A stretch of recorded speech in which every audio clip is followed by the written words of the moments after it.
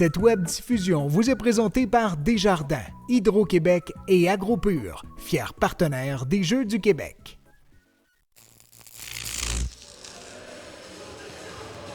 En direct du centre sportif Claude Robillard à Montréal, vous regardez cette grande finale de volleyball en salle masculine de cette 51e finale des Jeux du Québec Montréal 2016. Ici Charles-Olivier Patenaude, toujours avec vous pour ce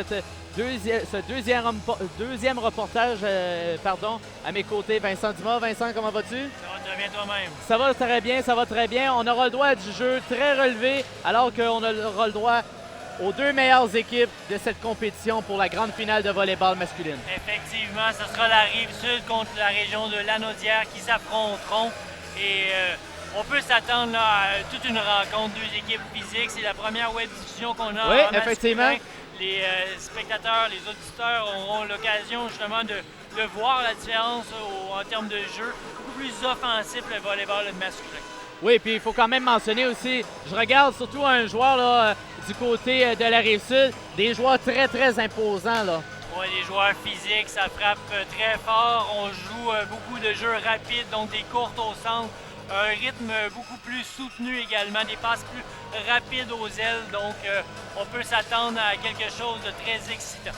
On va aller justement avec quelques tableaux pour la présentation des alignements des deux équipes ainsi que le personnel de soutien. Allons-y avec la Rive-Sud, soit le numéro 1, Yannick Urtubise-Baudet, le numéro 2, Tristan Ducharme, le numéro 3, Marc-André Fournier, le numéro 4, Jonathan Portelance, le numéro 5, Renaud Barrière, le numéro 7, Jackal Mathurin, le numéro 8, Antoine Patenaude. D'après moi, il est parent avec moi, lui, Vincent. Qui sait? Peut-être. Le numéro 9, Marc Kamal Jabour. Le numéro 10, Olivier Jackson. Le numéro 11, Louis-Philippe Meunier-Bédard. Le numéro 12, Nicolas Strankovic.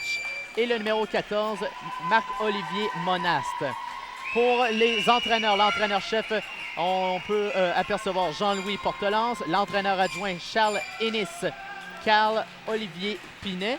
Et pour Lanaudière, le numéro 1, qui va nous réapparaître dans quelques instants, le numéro 1, Charles Saint-Aubin, le numéro 2, Gabriel Roberge, le numéro 3, Zachary Saint-Orge, le numéro 4, Émile Ricard, le numéro 5, Alexis Ricard, possiblement deux frères, le numéro 8, Pierre-Olivier Labelle, le numéro 9, Maxime Chevrier, le numéro 10, Simon Beauregard, le numéro 11, Carl Maheu et le numéro 13, Frédéric Lavoie.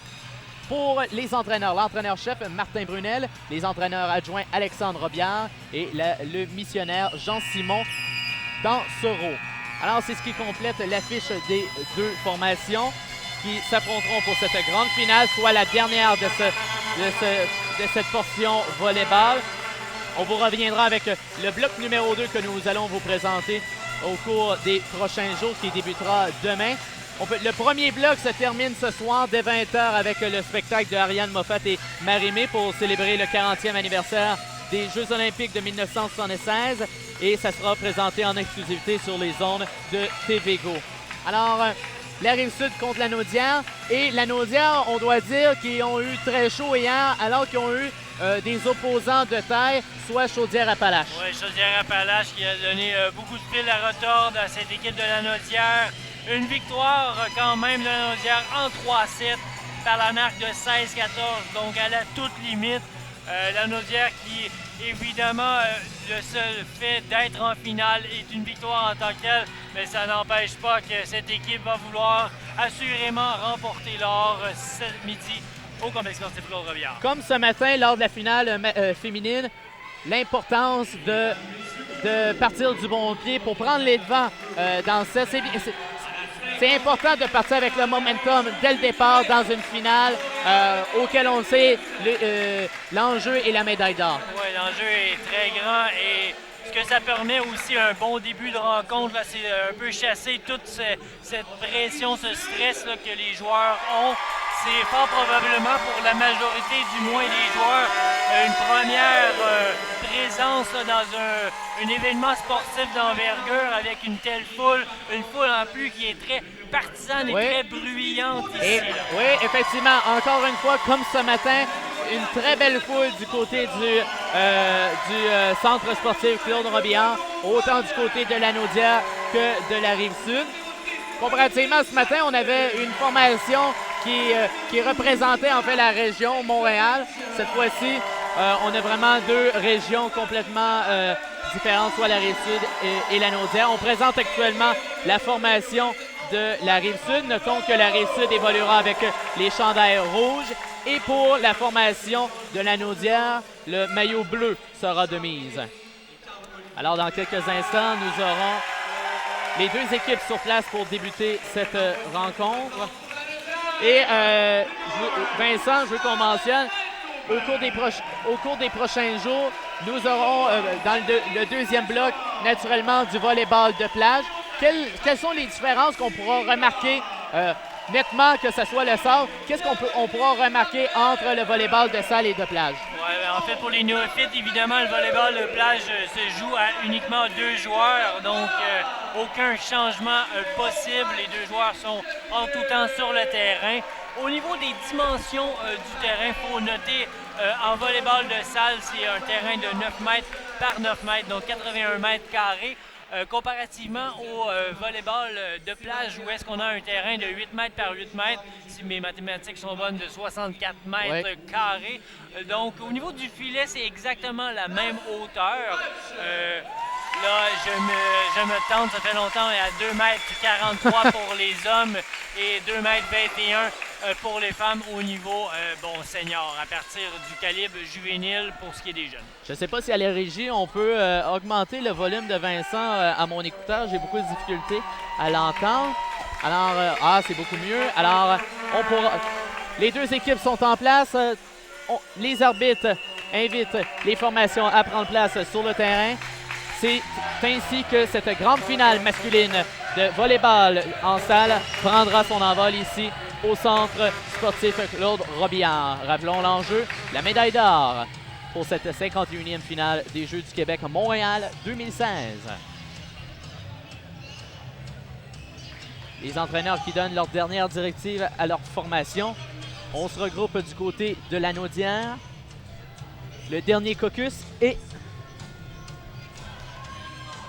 c'est la Naudière qui débutera cette rencontre avec le service, soit le numéro 13, Frédéric Lavoie. Les numéros qui seront difficiles à voir quand même, Vincent, pour la Naudière, des petits chiffres. Oui, des petits chiffres un peu stylisés. Si oui, effectivement. Alors, le coup de départ, c'est bien amorcé du côté de la Rive-Sud. On tente le grand coup du côté de la Rive-Sud et on s'inscrit. Ouais, on les connaît pas beaucoup, mais selon moi, à vue d'œil, le numéro 12 sera surveillé du côté de la Rive-Sud, compte tenu de son gabarit. Oui, Stankovic, joueur de centre, semble mesurer à vue de nez 6 pieds 4, donc il va d'une attaque courte au centre très bien effectuée. Le service de la part de la Rive-Sud amorti. On tente un court amorti. On attaque, tentative de bloc et la Rive-Sud inscrit un deuxième point, 2-0 Rive-Sud. Oui, très bien effectué. Cette fois-ci, c'était par Yannick Urtibise-Baudet, joueur ailier. Et là, vous avez eu l'occasion de voir au service Marc-Olivier Monas, un service smashé. En fait, c'était Marc Caval-Jabour. Cette fois-ci, il était... Et toi, Vincent, qui a déjà joué au volleyball pendant plusieurs années, quand tu as un joueur aussi massif devant le filet, pour l'équipe adverse, est-ce que c'est on peut dire c'est imposant? Est-ce que c'est... C'est une présence au filet, évidemment, qui est non... en fait, qui est non indéniable, mais là, cette fois-ci, là, on reviendra, mais quel attaque! Encore une fois, Yannick Urtibise-Baudet là, nous démontre toute sa puissance de frappe, mais pour venir justement au niveau de la grandeur, c'est certain que ça joue un rôle dans la tête des attaquants adverses. Et c'est le travail justement du passeur du côté justement de la Naudière, Charles Saint-Aubin, de jouer avec ses attaquants là, pour éviter le grand compte adverse. Alors, on est allé d'une tentative de bloc. On tente d'amener le ballon de l'autre côté et ça sera... On le donnera à la Rive-Sud. Le ballon aura quitté les limites du terrain. Oui, en fait, le passeur avait tenté là, justement de peinturer les mains des contrôleurs de la Rive-Sud qui n'ont pas embarqué dans son manège. Déjà un 4e point, là. Alors, Nicolas toujours au service. Belle réception. On fait une passe. Et on appellera faute du côté de Lanaudière. On aura touché au filet. Exactement, on avait touché au filet et préalablement, on avait eu un contact qui était à la toute limite du transport. L'arbitre en chef qui avait décidé de ne pas siffler. Pour une troisième fois, Nicolas Stankovic au service. C'est récupéré par Lanaudière. On tente une attaque.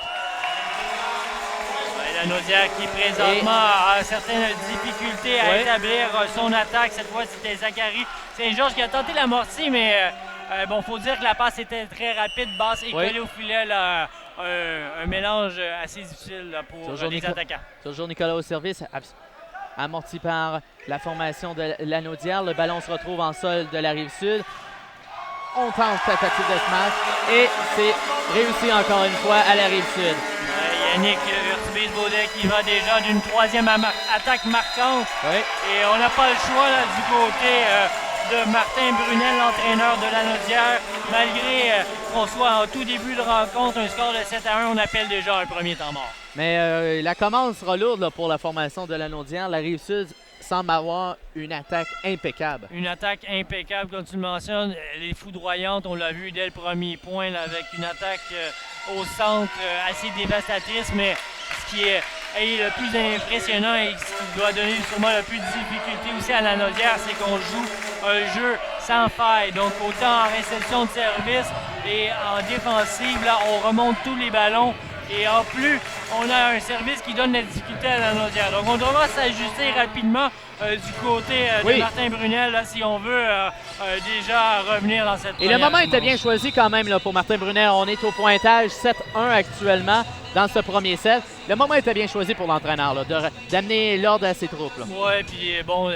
les jeunes joueurs de Lanaudière semblent avoir peut-être un peu le fourmi là, dans ce début de rencontre, une finale, une grande foule, comme je le mentionnais un peu précédemment. Si je m'abuse, Nicolas, pour la 4e ou 5e fois au service, très bonne moyenne pour lui. Ça se poursuit. Amorti par Lanaudière.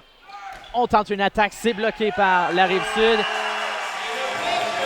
Et encore une fois, on concédera le point à la Rive-Sud. 8-1 maintenant. Ouais, le contre de la Rive-Sud, très efficace, se positionne bien. Et jusqu'à présent, dommage, là, Charles Saint-Aubin fait des passes un peu trop collées. Il devra s'ajuster là, pour donner de l'espace justement à ses attaquants. Belle réception de Lanaudière. Confusion avec le filet, le ballon qui avait touché le filet. Un autre point. On le voit à la reprise. Un petit peu de confusion au niveau du filet. Et Olivier Jackson, joueur de centre là, de la Rive-Sud, va chercher un contre très facile. Belle pénétration du côté adverse là, pour donner aucune chance. Ça se poursuit pour cette attaque. On attaque un autre bloc. Et cette fois-ci, le bloc, malgré le bloc, le ballon a fini sa course dans le camp de la Rive-Sud. Une très belle passe à l'aile, un bon rythme. On prend de vitesse, justement. Les contreurs de la Rive-Sud qui n'ont pas le temps de positionner le compte correctement. Un deuxième point. Parce qu'au départ, on avait bien réussi le bloc là, du côté de la Rive-Sud. Oui, mais c'était malheureusement de leur côté. Belle réception pour la Rive-Sud qui attaque. Un trou béant. Urtubise-Baudet, encore une fois, une 4e attaque marquante en 4 tentatives. Donc, très efficace. Un ailier d'environ 6 pieds, mais avec une belle hauteur verticale. Alors, le numéro 4 de la Rive-Sud, il va de son service. Belle réception pour Lanaudière. On tente un court amorti, cependant. Le ballon se termine dans la cour de Lanaudière. Ouais, notez justement le serveur numéro 4 de la Rive-Sud. Jonathan Portelance qui va d'un service smashé. Peu fréquent pour les passeurs qui, évidemment, ne sont pas habitués là, d'attaquer là, lors des rencontres. Très bien fait. Tentative de bloc, c'est réussi pour Lanaudière. On a tenté un plongeon pour Lanaudière, le numéro 8, Pierre-Olivier Labelle, sans succès cependant. L'idée était bonne, mais quand même une seconde trop tard. Avantage encore une fois pour la Rive-Sud. Un beau type du joueur technique Renaud Barrière. 12-2 pour les Rouges. Beau plongeon du numéro 8 de Lanaudière. On y va en manchette. On prépare l'attaque pour la Rive-Sud. Et encore une fois, Lanaudière est intraitable. C'est le numéro 10 de la Rive-Sud, soit Olivier Jackson. Ouais, Olivier Jackson, joueur de centre. Ce que j'aime bien, ce qui fait la différence jusqu'à présent au niveau du centre, c'est qu'on a beaucoup plus de tempo, beaucoup plus de vitesse là, au niveau des joueurs de centre de la Rive-Sud. Belle réception de service pour Lanaudière. On a tenté une attaque. On reprend pour Lanaudière. On y va d'une manchette. On prépare l'attaque pour la Rive-Sud. Et encore une fois, numéro 5, Renaud Barrière. Et je suis pas certain, mais on va peut-être le voir à la reprise, mais le ballon était hors ligne, je crois. Hein? Non, le ballon il demeurait à l'intérieur, à toucher les mains du contreur de Lanaudière là, pour justement créer l'erreur. Et jusqu'à présent, là, c'est une domination, mais complète de la Rive-Sud, 14-2. Si je ne m'abuse, aucune erreur directe pour ce qui est de la Rive-Sud, très efficace au niveau de l'attaque. Portelance effectue un travail hors pair au niveau des choix durs à la passe, donc un excellent travail.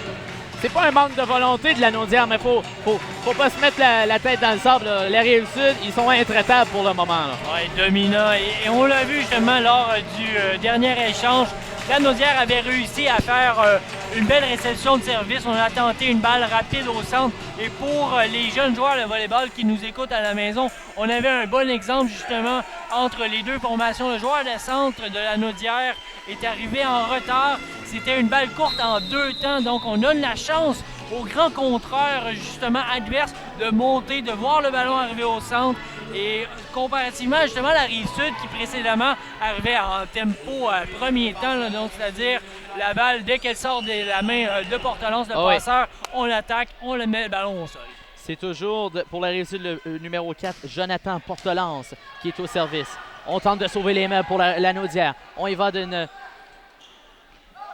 faible attaque. Un beau bloc du numéro 5. Et là, est-ce que ça sera le point qui donnera les ailes du côté de Lanaudière? C'est le numéro 5, Alexis Ricard, qui procède à un magnifique bloc. Ouais, cette fois-ci, c'était très bien effectué du côté de Ricard.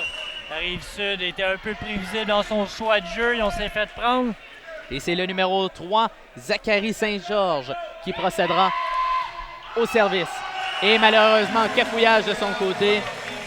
Manque de précision, le ballon qui quitte les limites du terrain. Ouais, une tentative de service mâché. C'est triste parce qu'on venait d'assister à un beau jeu de Ricard qui venait d'ajouter un point supplémentaire à la Lanaudière, mais ça sera à recommencer. Service pour la Rive-Sud. On y va pour un service mâché et on le donne en faveur de la Rive-Sud. Les joueurs de Lanaudière étaient convaincus que ce ballon était à l'extérieur et puis leur entraîneur leur a bien mentionné que oui, effectivement, le ballon était à l'intérieur des lignes. Ça se poursuit pour Charles Saint-Aubin. En fait, c'est Yannick Urtubise-Baudet qui va d'un deuxième as consécutif. Encore une fois sur la ligne. Service mâché foudroyant. Et là, apercevoir justement la hauteur du lancer de balle. Ça fait 2 fois qu'on se joue le même tour là, du côté de Lanaudière. On y va pour un autre service mâché. On y va pour une attaque. Magnifique bloc du numéro 5 de la Rive-Sud. Ça se poursuit l'attaque. Et puis, manque de puissance. Le ballon qui se retrouve dans le filet. Et puis, il y a Soupir du côté de l'entraîneur qui ne peut plus demander un temps d'arrêt de son côté. Ouais, il n'y a pas le choix, uniquement des changements pour casser le rythme. Mais là, 18-3. 18-3 au tableau pour les Rouges, soit la Rive-Sud.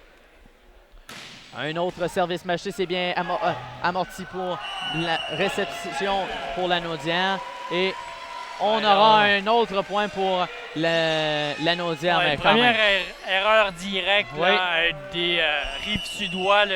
Le joueur de centre, là, Olivier Jackson, s'est fait prendre au jeu. Le passeur est en ligne arrière. Il avait simplement à frapper le ballon au sol. Oui. Et le même tour encore une fois. Oui, on repart le plus belle du côté de la Rive-Sud. Une attaque qui fonctionne. Et on aura deux joueurs qui reviendront. Ouais, du côté de Lanaudière, on amène un changement. Le numéro 11 est changé, Carl Mailleux, par le numéro... Et du côté aussi de la Rive-Sud, le numéro 7 aussi, qui fait son entrée, soit Jackal Mathurin.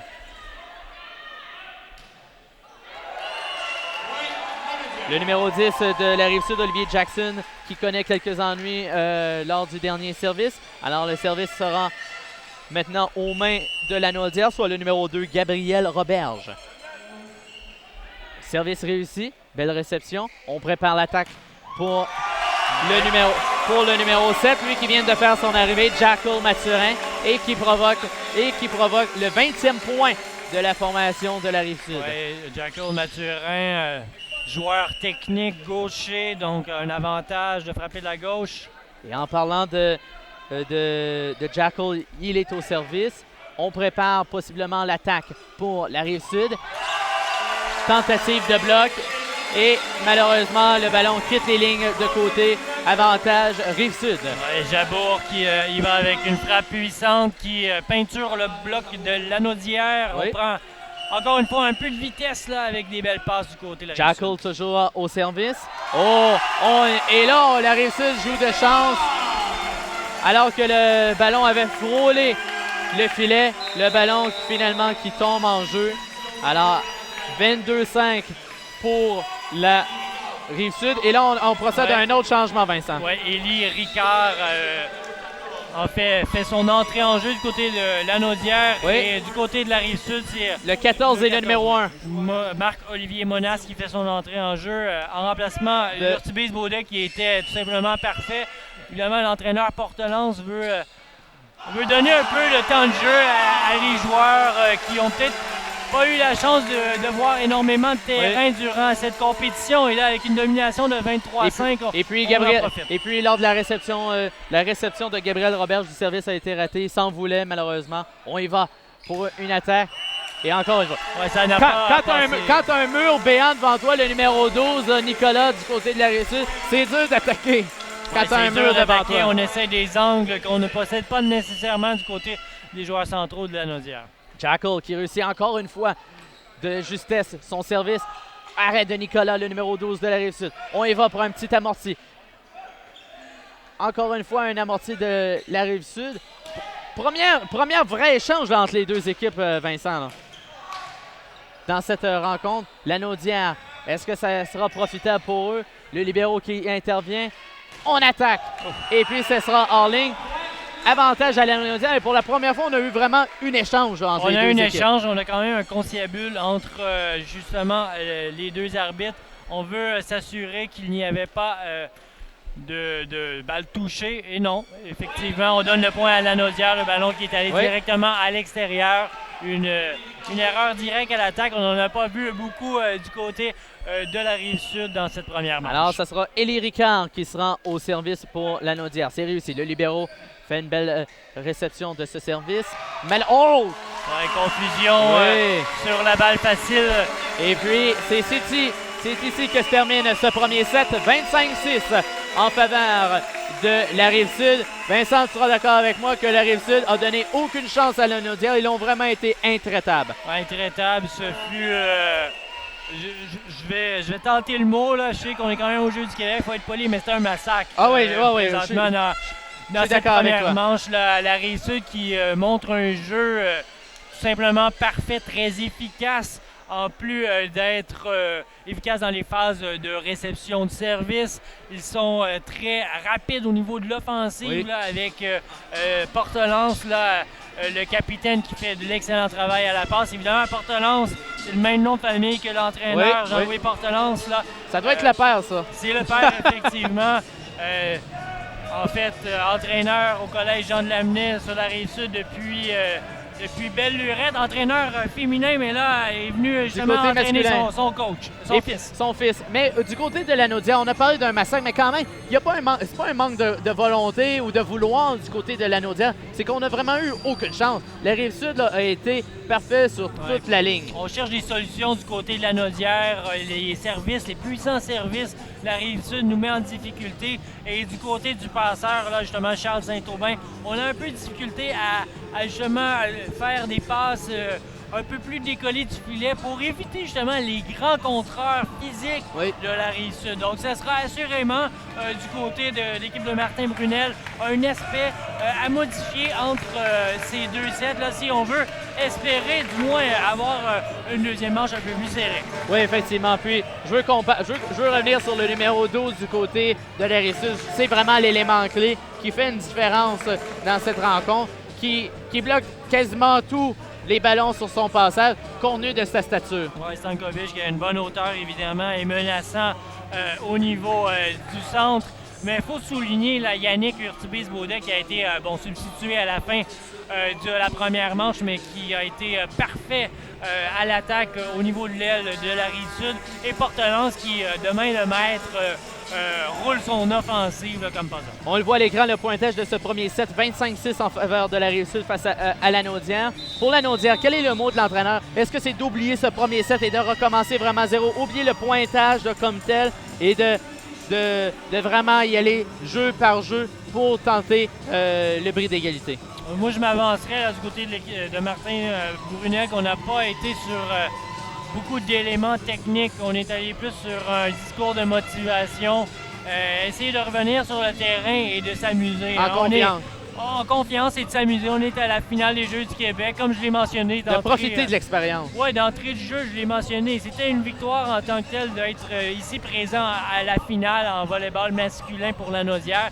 Et là, il faut essayer d'en profiter. C'est puis évidemment pas un set Jojo pour cette équipe. Alors, ça sera Marc Kamal Jabour qui sera au service pour la Rive-Sud. C'est réussi et malheureusement, ça se poursuit pour la Rive-Sud. Le numéro... Oui, en fait, l'ailier... Je pense que c'est le numéro 11, Carl Mailleux, qu'on retrouve au centre. Oui, c'est peut-être prendre un peu trop en ligne arrière. Oui. Et là, il a été justement avancé pour éviter le service court. Ce ne fut malheureusement pas la bonne décision. Oui, est-ce que c'est moi ou je crois que ce service aurait peut-être quitté le terrain? Il était limite, justement, et on a décidé d'y aller du côté de Lanaudière. Alors, belle réception de service pour Lanaudière. On tente d'attaquer. Et puis, encore une fois, nul autre que l'écran, le mur de glace, le numéro 12. Ouais, c'est dommage pour Lanaudière. Lorsqu'on effectue une ou deux de bons contacts avec le ballon, là, la Rive-Sud arrive avec un contre monstrueux. Et là, Jabour s'amuse au niveau du service. Déjà un troisième as dans ses 4 premiers services. La Rive-Sud qui, effectivement, n'entend pas rire aujourd'hui. Et Lanaudière semble vraiment ébranlé là, pour la première fois dans la rencontre. Là. Il semble vraiment ébranlé de la situation. Ça se poursuit. Oui, ça se poursuit parce qu'on a effectué un transport du côté de Lanaudière. Le joueur de centre est allé finalement avec... On avait tenté du numéro 1, je crois, Charles Saint-Aubin. Avait réussi à transmettre le ballon de l'autre côté. Cependant, ils l'ont touché au filet. Encore une fois. Et là, on va demander déjà un temps d'arrêt pour l'entraîneur, Martin Brunel. Après un quatrième as sur 6 services, on n'a pas le choix. On va prendre un temps mort. C'est assurément pas le début de deuxième manche souhaité par l'équipe de Lanaudière. Déjà 6-0 en faveur de la Rive-Sud. Rappelons qu'ils ont remporté ce premier set 1-0. Alors, ils sont en avance. Ils sont à quelques points de cette poursuite. Alors, ça se poursuit. C'est terminé déjà le regroupement pour Lanaudière. On est tenté possiblement de calmer les troupes, de ramener les esprits. Du côté de la Rive-Sud, on est toujours en caucus de ce côté. Possiblement que du côté, Vincent, de la Rive-Sud, l'entraîneur, le mot d'ordre, et qu'il n'y a rien de gagné encore d'avance. Même s'ils sont en bonne position pour l'emporter, on veut rester dispo. Là. Parfait. Et pendant que les joueurs font leur entrée sur le terrain, j'en profite là, pour souligner, je ne sais pas si on va avoir l'occasion de le voir à l'écran, mais Nadia Comineci a fait son entrée dans le gymnase du complexe sportif Claude Robillard. Évidemment, Nadia Comaneci, la reine des Jeux de Montréal, qui est en visite là, justement pour célébrer le 40e anniversaire des Jeux. Et oui, il y a déjà beaucoup de gens aussi autour d'elle. Mon ami Roger Brulotte qui est autour.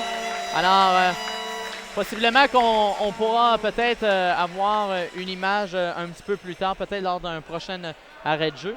Alors, depuis la reprise du jeu, c'est 7-0, un point de plus qui a été marqué par la Rive-Sud. Alors, belle réception de passe pour la Naudière. On tente l'attaque et encore une fois... C'est contré, mais à l'extérieur, Portelance qui n'a su se repositionner correctement sur... Et là, on demande des explications du numéro 3 de la Naudière, soit le Zachary Saint-Orge, qui demande des explications à l'officiel. Ouais, en fait, l'officiel qui mentionne qu'il y avait un filet du côté de la Naudière. Donc, suite à l'attaque, on a malheureusement frappé le ballon à l'extérieur. Alors... Et là, déjà un 6e as sur 9 services. C'est tout simplement exceptionnel. Les 9-0, là, le travail de démolition qui continue. Alors, ça se poursuit. Le numéro 13 de la Rive-Sud, soit Marc Kamal au service. Belle réception de passe pour la Naudière. On tente l'attaque. C'est bloqué encore une fois. Est-ce qu'on a touché au filet? Non. On concède le point à la Rive-Sud encore une fois.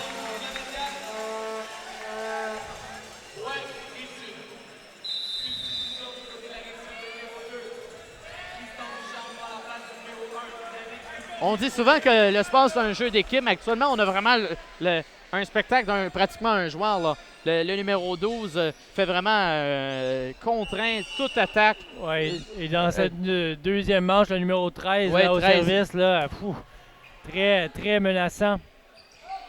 Et encore une fois, là, c'est le numéro 12. C'est un travail d'équipe entre le 12 et le 13 là, qui s'échangent les points. Mais... pour un service smashé, ce sera un 12e consécutif effectué par Jabour. Oui. Alors, ça se poursuit. On joue de chance encore une fois pour la Rive-Sud. Ça fait 2 fois que le même jeu se produit en faveur de la Rive-Sud. Je suis même pas certain si on est à 7 ou 8 as. Là. 7 ou 8 as dans une séquence, je n'ai jamais vu ça. Je ne suis pas sûr que ça s'est vu dans une finale des Jeux du Québec. Alors, il y aura possiblement une première à cette 51e finale des Jeux du Québec. Et ce sera arrêté suite à une belle attaque de la Naudière et une erreur directe de la Rive-Sud au filet. Oui. Je rappelle aux gens à la maison que le soccer est toujours présenté aussi sur les ondes de TVGO. Cette grande finale aussi de leur côté. Fin du premier bloc. Ça se poursuit. On s'échange le ballon d'une part comme de l'autre. On tente une attaque pour la Rive-Sud et c'est réussi. Le numéro 1, Saint-Aubin, qui donne avantage à la Naudière, qui marque 2 points. Alors 12-2 en faveur de la Rive-Sud. Et pour la première fois de la rencontre, là, la Rive-Sud qui n'est pas capable de marquer sur la réception de service. Oh, et là, un autre point, encore une fois, là, c'est la Naudière avec un beau bloc du numéro 3. Beau contre, effectivement. Et c'était... Zachary Saint-Georges, oui.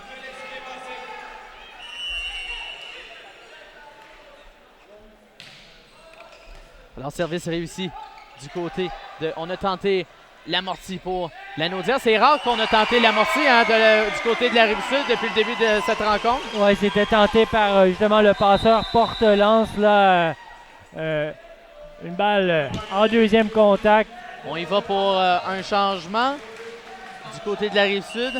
Soit le numéro 1 et le numéro 2. Le numéro 1 qui fait son entrée, soit Yannick Urtubiz-Baudet. Un peu de confusion avec le ballon du côté de la Rive-Sud. On en profite pour la Naudière. Cependant, ça va à l'avantage de la Naudière. Là, pour la première fois, on voit la Naudière s'installer à l'attaque. Oui, une séquence de 5 points, très bien fait. Et là, on est efficace au niveau de l'attaque et le contre aussi de la Naudière qui fait la différence présentement. Dommage pour eux, le service est à l'extérieur. La Rive-Sud qui reprendra le service et qui d'autre que le numéro 12, justement, Nicolas Stankovic pour le service. Alors, ça se poursuit. Numéro 12, Nicolas au service. Belle réception du libéro. Certaines pas. Oh, on a touché au filet, si je m'abuse, Vincent. Oui, exactement.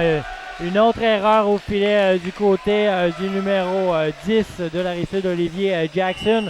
Un peu trop ambitieux sur ce dernier compte. Charles Saint-Aubin au service. On y va d'une manchette lors de la réception. Et malheureusement, on peut en profiter davantage pour la Naudière. Point supplémentaire pour la Rive-Sud. Le pointage est maintenant de 14-6. Ouais, on est allé pour la première fois de la rencontre d'une balle de 6 pieds, donc environ 2 mètres du passeur du côté de la Rive-Sud. Et ça a fonctionné. Le numéro 10, Olivier Jackson. Service réussi pour la Rive-Sud. On attaque, tentative de bloc et on capitalise pour la Naudière. 14-7 cette fois.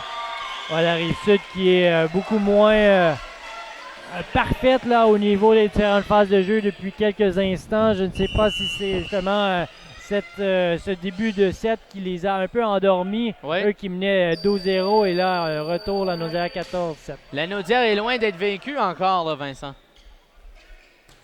Alors, on tente une attaque et du même coup, on a bloqué à 2 joueurs cette attaque de la Rive-Sud, soit Ricard et est-ce que c'est Charles Saint-Aubin? Je suis pas certain. Non, Saint-Aubin est en ligne arrière, donc... Non, c'est pas Saint-Aubin. C'est... on y reviendra. Alors, réception du côté de la Rive-Sud. On tente l'attaque. On s'installe chez la Naudière. On y va pour l'attaque. C'est récupéré par la Rive-Sud. Tentative de bloc. Et puis, avantage, encore une fois, à la Naudière. Ouais, le ballon qui n'a pas traversé. Là, on sent justement autant au niveau du banc que de la foule présente qu'on on est pas mal plus actif là. Alors, c'est le numéro 3, Zachary Saint-Orge au service. Belle réception de la part de la Rive-Sud. Tentative. Et là, c'est erreur direct après. On n'aura pas le choix. Jean-Louis Portelance effectuera fort probablement son premier temps mort. On le voit à la reprise. Très beau jeu de la part de la Naudière. Et c'est possiblement ce temps d'arrêt qui donnera beaucoup de je peux me permettre l'expression de gaz, si on veut, là, à la formation de la Naudière. Ben, c'est une victoire en soi là, d'aller chercher un temps mort auprès d'une équipe qui menait la 12-0 et qui a effectué uniquement 6 points là, la Naudière lors de cette première rencontre. Donc oui, c'est de bon augure pour cette équipe qui semble vraiment s'être réveillée suite à ce début de set désastreux. Et pourtant, on l'avait mentionné lors du premier temps d'arrêt de la Naudière que la Rive-Sud, on ne voulait pas s'installer sur ses lauriers. On voulait continuer à apporter de l'attaque, à contrer la Naudière pour les déstabiliser davantage. Et là, pourtant, c'est la Naudière qui répond à la Rive-Sud pour la première fois dans cette rencontre. Oui, il répond très bien. Et du côté de la Rive-Sud, l'entraîneur-chef Portelance, fort probablement qu'il y aura des indications assez claires là que la victoire n'est pas acquise malgré ce premier set dominant et ce début de deuxième set. Il faut jouer le volleyball qu'on a joué depuis environ les 35 premières minutes de cette partie. Oui. Alors, ça sera le numéro 3 de la Naudière, Zachary Saint-Orge au service. Et malheureusement... Ouais, le retour d'un temps mort, c'est dommage là, parce que c'est ce qu'on veut du côté des entraîneurs. On veut que le ballon... finisse sa course dans le terrain là, pour reprendre le one. Le ballon a touché le filet, mais je crois aussi que le joueur avait touché à la ligne aussi. Il se peut, et là, la Rive-Sud qui continue avec ses services fort efficaces. Cette fois, c'était le numéro 1, Yannick Urtubise Baudet, qui est allé avec un service sur la ligne de fond. Et pour la Naudière, on était persuadé que ce ballon serait à l'extérieur. Malheureusement, avantage Rive-Sud. Belle réception. Et là, encore une fois, un deuxième match de suite, un 9e dans ce set-là. sur 17 points. C'est plus de la moitié des... 17-10. c'est plus de la moitié, justement, des points de la Rive-Sud qui se sont effectués sur le service directement. 17-10 en faveur de la Rive-Sud. Toujours. On y va pour le service. Malheureusement, le numéro 1 de la Rive-Sud, Yannick Urtubis-Baudet, qui envoie le ballon dans le filet. Le service sera de retour pour Lanaudière et c'est Ricard qui sera en charge. On donne ses directions, on prépare ses derniers éléments pour Lanaudière. On tente le court amorti pour la Rive-Sud et on peut franchir le filet. Un point supplémentaire pour Lanaudière, 17-12 cette fois. Erreur directe du côté de la Rive-Sud. On joue moins à l'aise que dans cette première manche. La Rive-Sud qui attaque. Oh! Et erreur au filet du côté de Lanaudière. On a été un peu gourmand. On a tenté de traverser le plus possible les mains de l'autre côté pour aller contrer le grand joueur de l'équipe adverse. Ça n'a malheureusement pas fonctionné. Alors, c'est pour la Rive-Sud, c'est Olivier Jackson qui est en charge du service. Belle réception de service pour Lanaudière. On tente l'attaque. On passe par-dessus le numéro 13. Collision entre deux joueurs de la Rive-Sud. On est déstabilisé. Est-ce qu'on pourra en profiter pour Lanaudière? C'est bloqué par le numéro 13. On prépare une attaque supplémentaire. Récupéré par Jackson, qui remet la passe au numéro 13. La plus belle échange entre les deux équipes depuis cette rencontre. Oh, beau bloc du numéro 12, encore une fois, de Nicolas pour la Rive-Sud. Et c'est Lanaudière qui aura avantage. Et c'est ce genre de jeu-là qui pourrait donner un peu plus d'énergie à Lanaudière. Il faut souligner là, le soutien là, effectué par le défenseur de Lanaudière. Et du côté de la Rive-Sud, on amène un changement. Oui. Jacko Mathurin, qu'on avait vu lors de la fin de la première manche, refait son entrée en jeu. Ah, malheureusement, c'est malheureux pour Maheu, le numéro 11 de Lanaudière, lors du service, qui envoie directement le ballon dans le filet.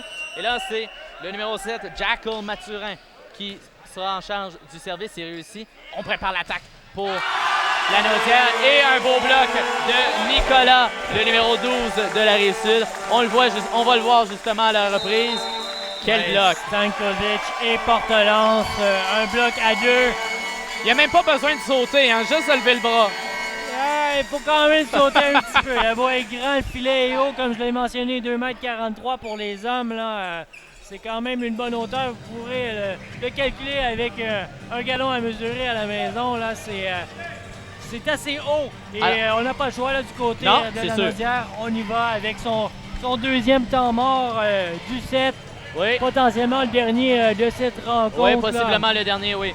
Alors que c'est 20-13 en faveur de la Rive-Sud au chapitre des points dans ce deuxième set. Rappelons que la Rive-Sud a remporté ce premier set de façon très convaincante.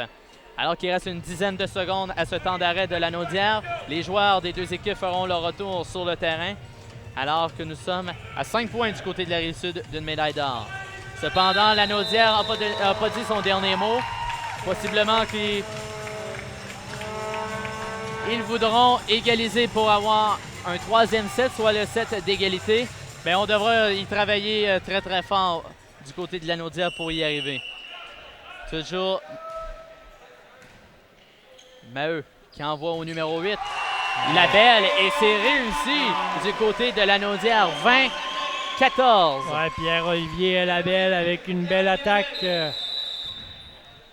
Et on procède à un changement. Ça sera Lavoie aux dépens de... Au dépend de Ricard, si oui. je ne me trompe pas.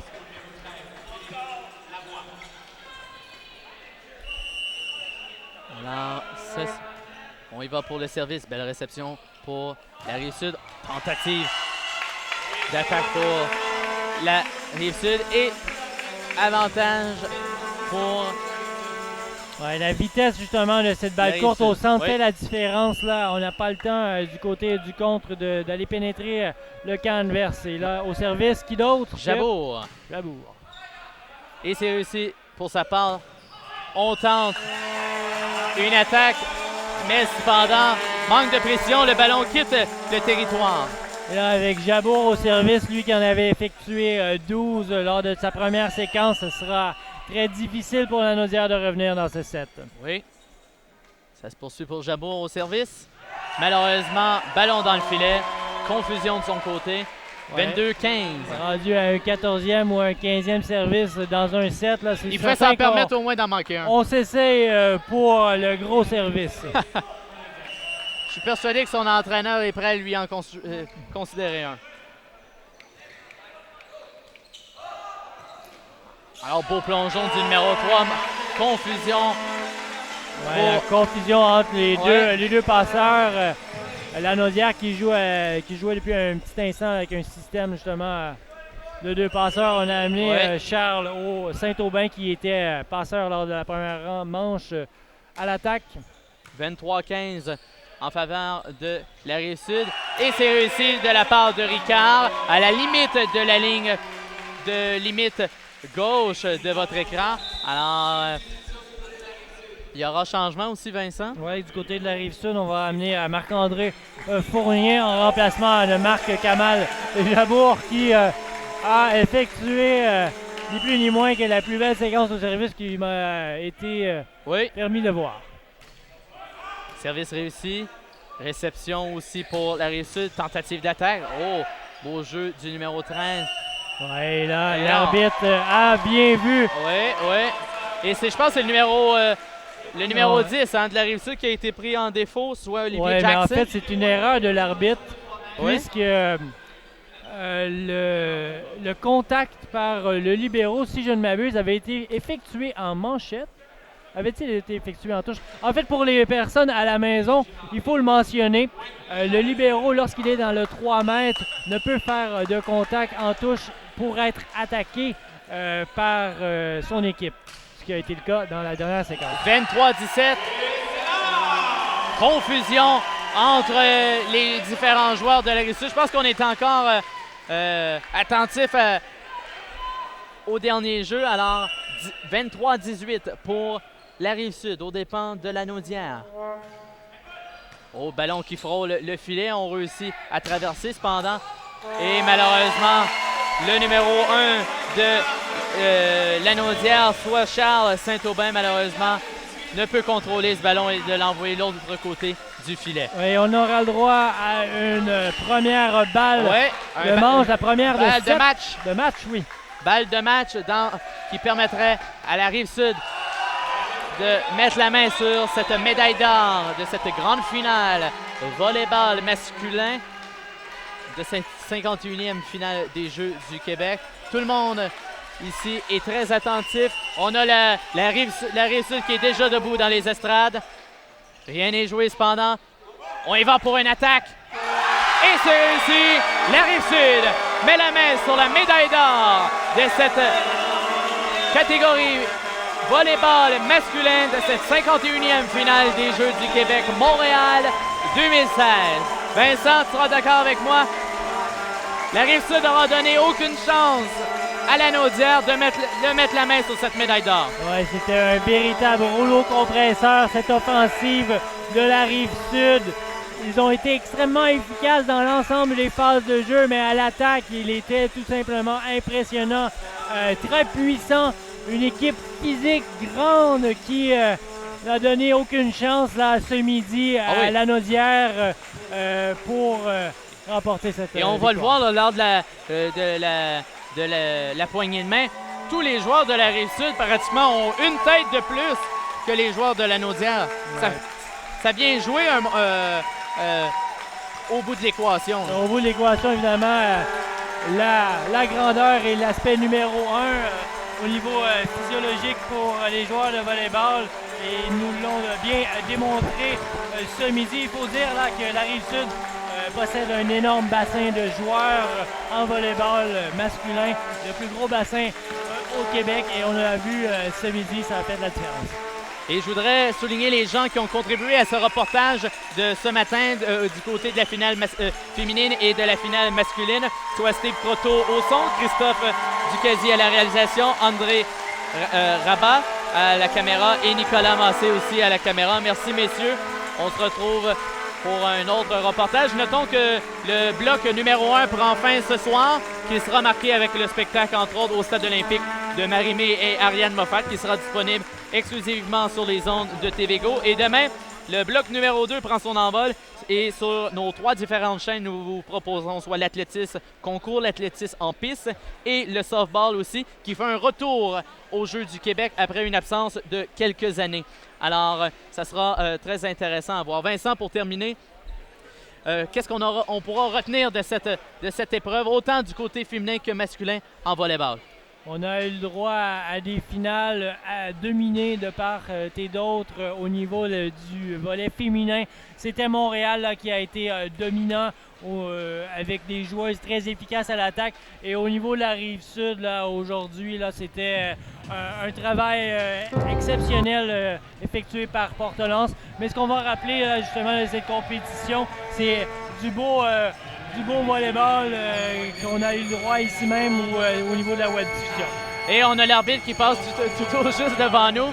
Alors, je crois que la remise des médailles, encore cette fois, aura lieu à l'extérieur du terrain, comme nous l'avons vécu ce matin. Vincent, ça a été un énorme plaisir de se côtoyer. Ça devient un plaisir. Possiblement une prochaine fois, qui sait, au prochain jeu du Québec d'été. Alors, en mon nom personnel, Charles-Olivier Patnaud, et au nom de toute l'équipe de TVGO, nous vous remercions d'avoir été là et on se dit à demain pour la compétition d'athlétisme. Vous avez regardé cette grande finale masculine de volleyball en salle de cette 51e finale des Jeux du Québec Montréal 2016.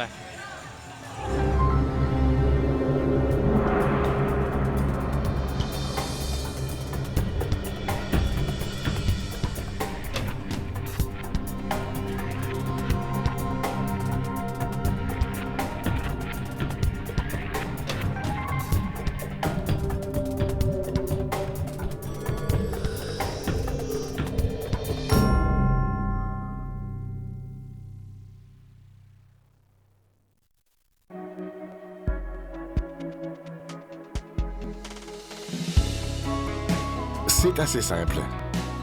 Vous aimez comment ça sonne? Vous continuez à chanter. Vous aimez ce que vous faites? Vous continuez à le faire. Vous aimez un vêtement? Vous continuez à le porter.